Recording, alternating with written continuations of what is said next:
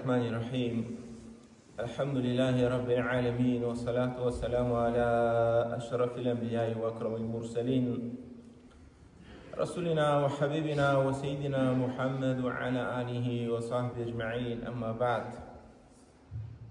إخوة الكرام، الحمد لله че Аллах Азza wa Jal ни дава възможност отново да изпълним този прекрасен ибадет, който Аллах Азza wa Jal го отрежда на уммета на Мухаммед салалаху та'аля алейхи ва саллям да е като байрам, и това е джумата. Алхамдулилlah, една велика среща с Аллах Та'аля. И в днешния ден Аллах Азza wa Jal е отредил момент, ако се учи човек в него, Аллах Та'аля ще му приеме дуата. Така че дано Аллах Та'аля не отреди от хората, които застава пред него, и Аллах Азza wa Jal да им приеме това, което те иска от Аллах Азza wa Jal. Днеска искам да ви обърна внимание на нещо, което, когато ние заговориме ходжите за нещо, което има много севап, и виждаме, че хората се стараеме, гледаме да го направиме поне едни от тия неща, които оставят дълга следа след като умреш. И както ние казваме, да оставиш дълга следа означава нещо, което да тече след смъртта ти. И има един хадис, който го предава Абу Хурейра радиаллаху та'аля анху. Говориме винаги, когато някой от вашите близки замине от дунята и когато не поканите да дойдем да получим Коран, да повъзуваме, да направим дуа, винаги започваме с този хадис. Абу Хурейра радиаллаху та'аля анху предава от Расулуллах салалаху та'аля алейхи ва саллям, като казва, когато умре сина на Адем алейхи салям, той изкъсва с дунята, освен с три неща. Демек човек като умре, книгата му се затваря. Но ако е истински мусулманин, мъдър мусулманин, той ще направи така, че и след смъртта му книгата да му се отваря и да може да му се записва още повече севап. И тия хубавите неща, алхамдулилlah, стараеме се. Първо казва Расулуллах салалаху та'аля алейхи ва саллям, садакатун джария. Садака, която да ти тече. Вие казвате да капе, но в хадиса на Расулуллах салалаху та'аля алейхи ва саллям е да тече. Да оставиш садака, дали ще е чешма, дали ще е джамия. Напоследък гледаме на няколко места се строят джамии и съобщава, гледам в интернет да им се помогне, и ние се стараеме, дали ще занесеш, дали чрез банката, дали чрез човек, но гледаш, може да е с 10 лева, но в строежа на тая джамия да се включиш. След това казва Расулуллах салалаху та'аля алейхи ва саллям, илмин юнтафе'у бих, или пък ползотворна наука да се възползва хората след тебе.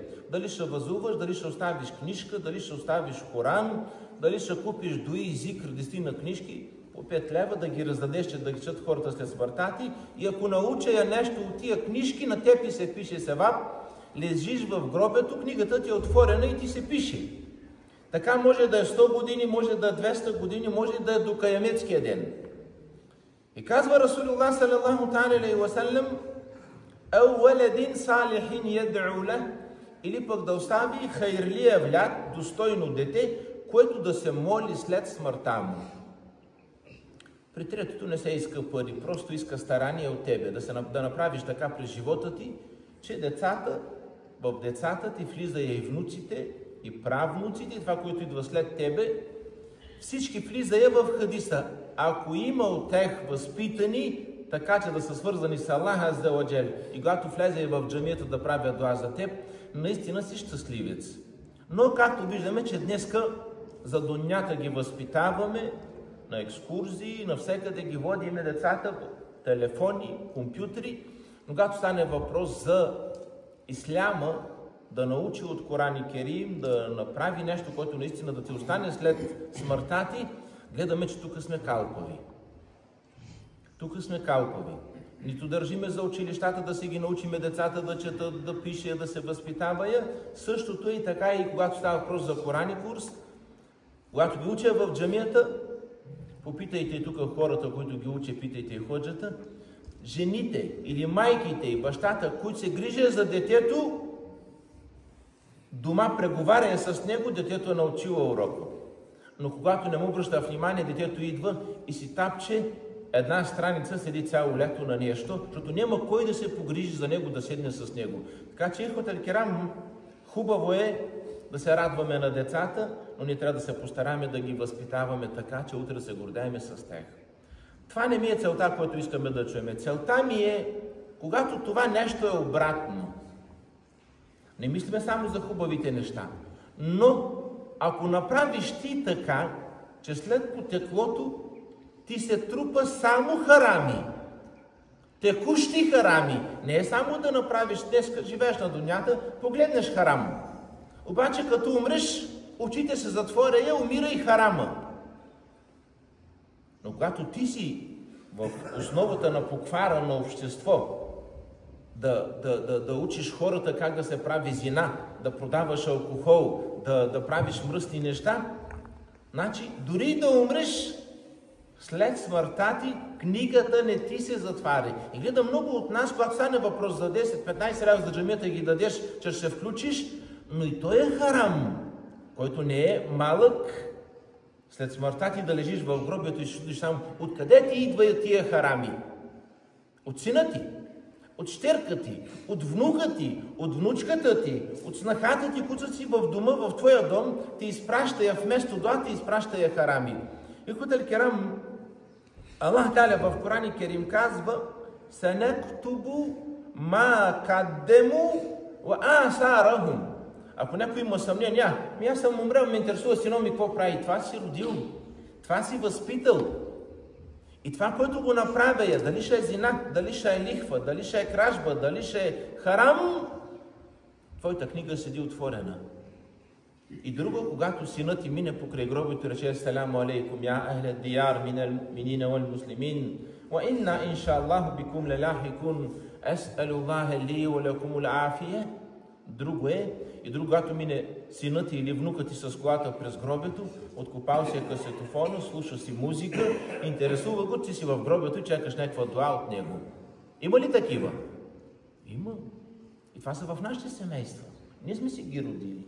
Така че Ихутел Керам казва: Аллах Таля сенектубу. Ще запишеме всичко, което тия са извършили. Асарахум, казва Аллах Таля, и следите от това, което тия са направили. Когато научиш това детенце Коран, то ще научи сина му. Сина му ще научи сина му и се предава от поколение на поколение и ти до каямецкия ден ще печелиш. И това, алхамдулилlah, хубаво, че се стараеме. Но има хора, когато направя харам, който да е текущ.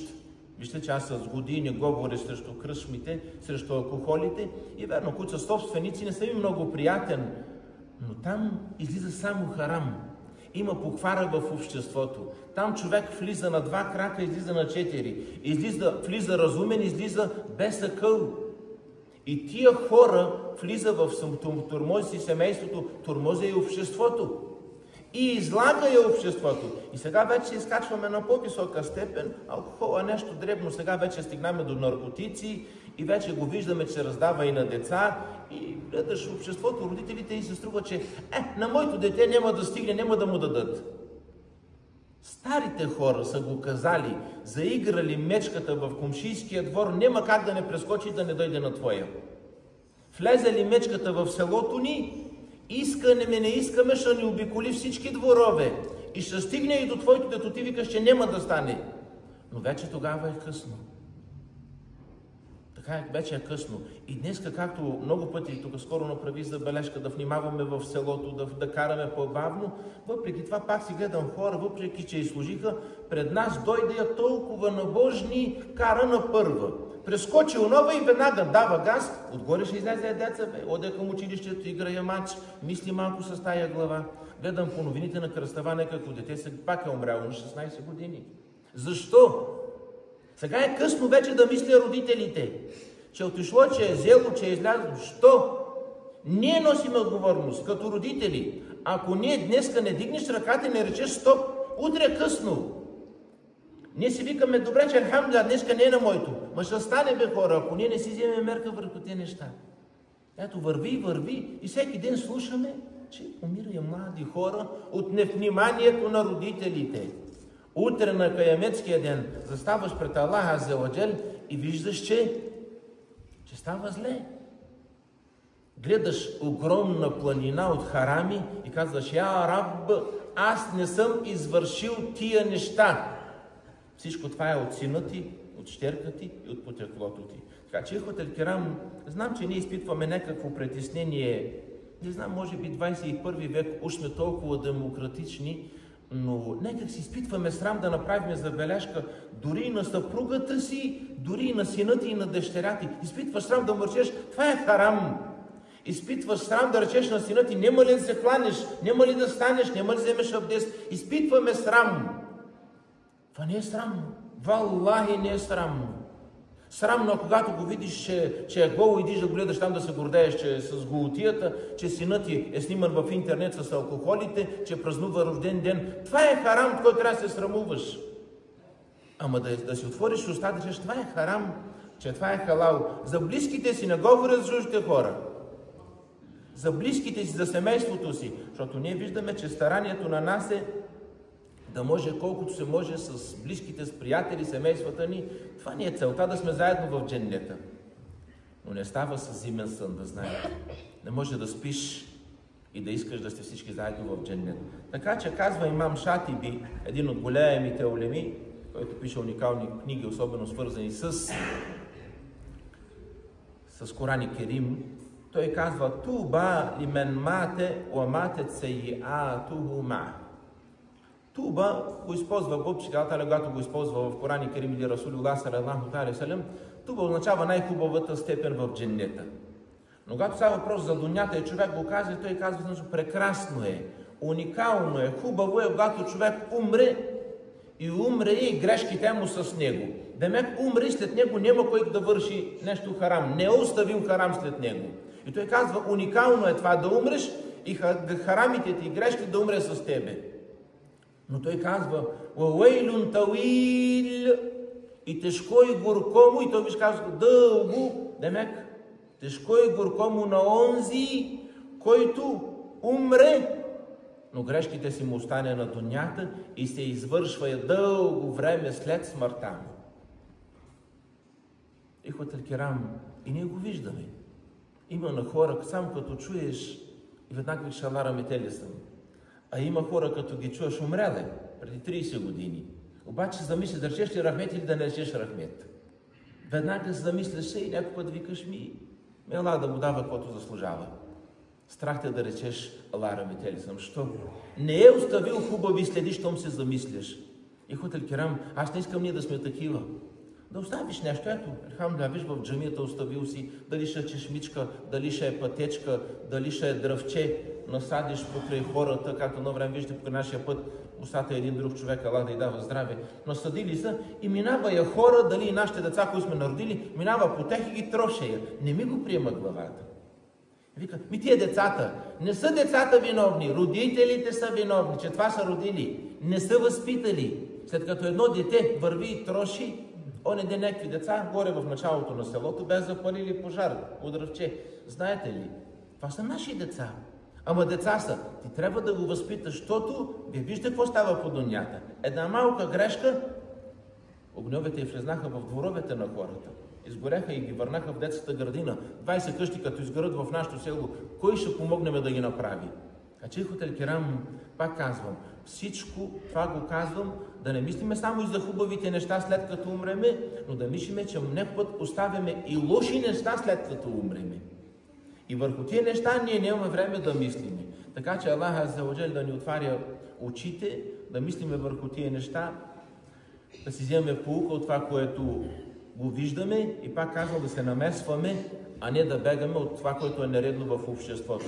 Трябва всеки от нас да взема страна, да казва това не е, особено с близките, с детето ти, с семейството ти. Това е харам, не може да се прави харам, додето можеш. Но алхамдулилlah, че има някакво старание от твоя страна. Аллах азза ва джал да ни приеме всички ибадет, до който правиме днеска. Амин.